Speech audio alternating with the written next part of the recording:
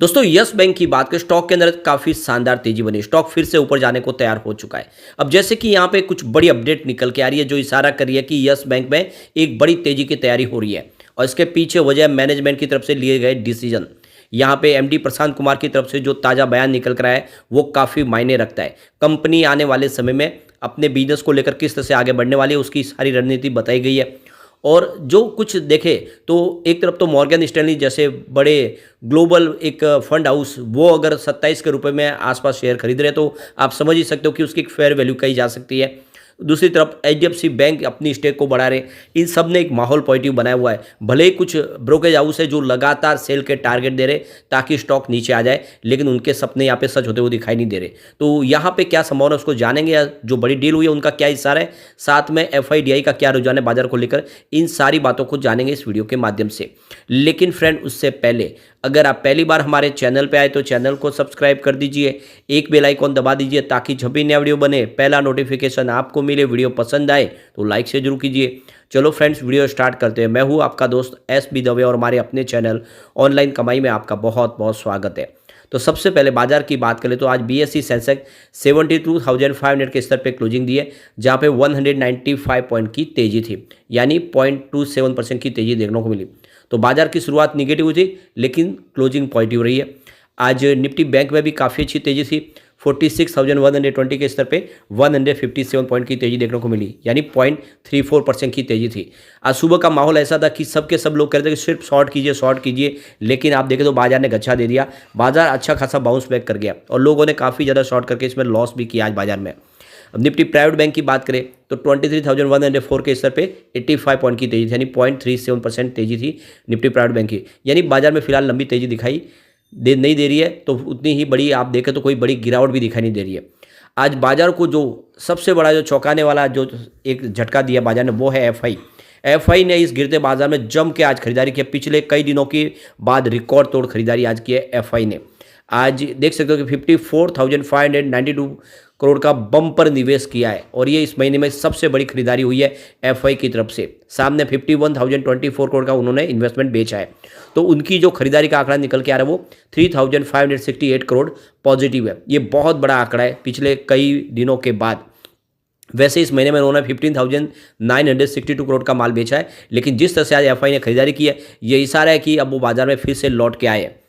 सामने आज डीआई की तरफ से कुछ प्रॉफिट बुकिंग हुई है। आज उन्होंने 11,405 करोड़ का नया इन्वेस्टमेंट किया। सामने 11,635 करोड़ की उन्होंने बिकवाली की, तो उनकी जो बिकवाली का आंकड़ा वो 230 करोड़ निगेटिव है। पिछले दो ट्रेडिंग सेशन से वो खरीदारी कर रहे थे।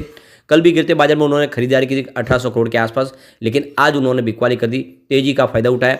वैसे इस महीने में उन्होंने 25,379 करोड़ का इन्वेस्टमेंट ऑलरेडी कर लिया, तो वो तो अभी फिलहाल बायर ही दिखाई दे रहे। अब यस बैंक की बात करें, स्टॉक की शुरुआत हुई पॉजिटिव 24.15 पर, क्लोजिंग थी कल की 23.80 के आसपास।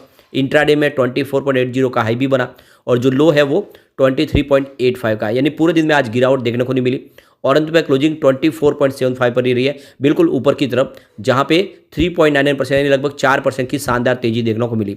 अब इसकी वॉल्यूम को देखें तो पिछले एक महीने पहले इसका 63 करोड़ का वॉल्यूम था, 19 करोड़ की डिलीवरी उठाएगी।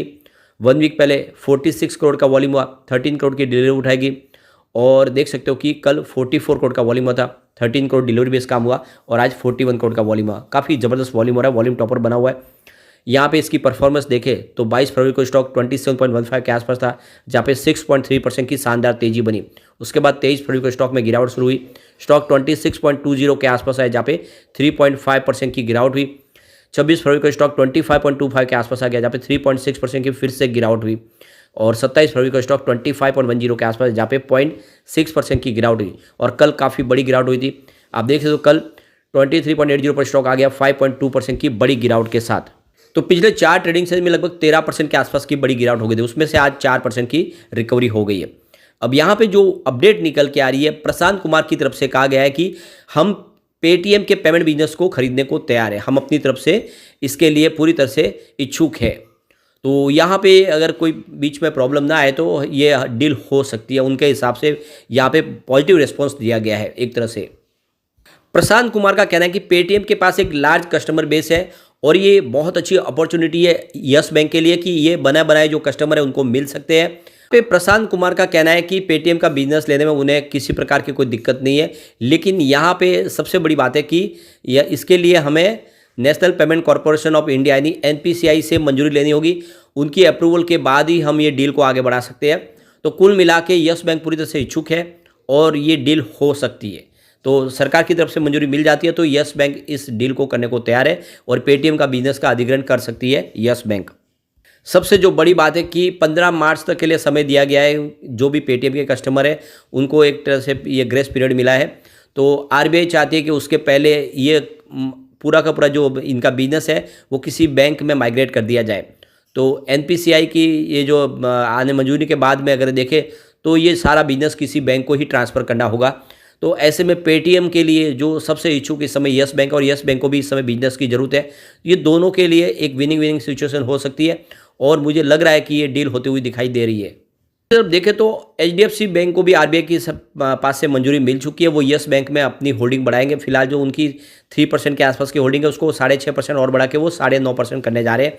और आप देख सकते हो कि यस बैंक जैसी बड़ी बैंक को भरोसा यस बैंक के ऊपर है तो यस बैंक मजबूत है और साथ में एसबीआई अपनी स्टेक को बनाए रखना चाहते हैं। तो कुल मिला के भले ही कार्लाइल की तरफ से अपनी होल्डिंग बेची गई हो क्योंकि उनका प्रॉफिट डबल हो रहा था, लेकिन सामने उसी प्राइस से मॉर्गन स्टैनली ने यस बैंक के शेयर को खरीद लिया 27 रुपये के प्राइस से। और इसीलिए इस समय जो प्राइस है वो काफ़ी कम है और इसमें डरने की बात नहीं, बल्कि आपको एक लॉन्ग टर्म का नजरिया लेकर निवेश करना चाहिए। आने वाले समय यस बैंक आपको मालामाल कर देगा। चलते हैं कुछ बड़ी डील की तरफ। तो सुबह 9:58 पर 24.25 की प्राइस से 16,51,000 शेयरों की एक बड़ी खरीदारी हुई। फिर 11:14 पर 24.15 की प्राइस से 23,91,000 शेयरों की एक बिकवाली हुई। उसके बाद 11:41 पर 24.60 की प्राइस से 59,54,000 शेयरों की एक बम्पर बिकवाली हुई। किसी बड़े फंड हाउस ने यहाँ पे इस लेवल पे जम के प्रॉफिट बुकिंग की है। फिर उसके बाद 12:30 पर 24.30 की प्राइस से 29,32,000 शेयरों की एक बिकवाली और हुई। तो उसके बाद 2:05 पर 24.25 की प्राइस से 23,75,000 शेयरों की एक बड़ी बिकवाली और हुई है। तो आज क्लियरली देख रहे हो कि बहुत ज़बरदस्त बिकवाली हुई है। ये अगर बिकवाली नहीं होती तो स्टॉक की प्राइस कई गुना बढ़ सकती थी, लेकिन आज किसी बड़े फंड हाउस ने इस लेवल पे अपनी प्रॉफिट बुकिंग की, उनकी निचले लेवल की खरीदारी होगी। उसके बाद 3:10 पर 24.40 की प्राइस से 24,85,000 शेयरों की एक खरीदारी हुई। तो बाजार खुलने के समय खरीदारी हुई है। बाकी ओवरऑल देखें तो आज बिकवाली का जोर ज़्यादा था। अब यहाँ पे कम्युनिटी सेंटीमेंट स्टॉक के साथ बना हुआ है। 75% बाई की कॉल है, 25% सेल की कॉल है, यानी लोगों का अच्छा खासा रुझान स्टॉक के साथ बना हुआ है। एक बार पिवट लेवल को भी चेक कर लेते तो यहाँ से अगर गिरावट होती है तो 24 का पहला सपोर्ट है, ये टूटा तो 22 तक स्टॉक जाएगा। गिरावट और जारी तो 20 तक जाने की संभावना है। तो ये देख सकते हो कि स्टॉक जब तक 20 के ऊपर है फिर से ऊपर जाने की संभावना है, लेकिन गिरावट यहाँ पे ज़्यादा दिख नहीं रही है क्योंकि काफ़ी अच्छी खरीदारी दिखाई दे रही है इस लेवल पे। और पॉजिटिव माहौल बना तो 28 का फर्स्ट रेजिस्टेंस है, इसको पार कर लिया तो 30 तक स्टॉक जाएगा जो इसकी पुरानी हाई है। इसको पार करते ही 31 तक जाएगा और एक बार इसने 31 को पार किया तो 50 इसके लिए दूर नहीं है, बहुत जल्दी 50 को टच कर सकता है क्योंकि ये वाकई में एक नई तेजी के लिए स्टॉक तैयार हो रहा है। लेकिन फ्रेंड, कोई भी इन्वेस्टमेंट करने से पहले अपने फाइनेंशियल एडवाइजर्स बड़े ले ले या अपना खुद का रिसर्च करे, क्योंकि मैंने वीडियो आपके एजुकेशनल पर्पज़ के लिए ही बनाया। वीडियो पसंद आए तो लाइक से जरूर कीजिए और चैनल को सब्सक्राइब कर दीजिए। Thank you friends.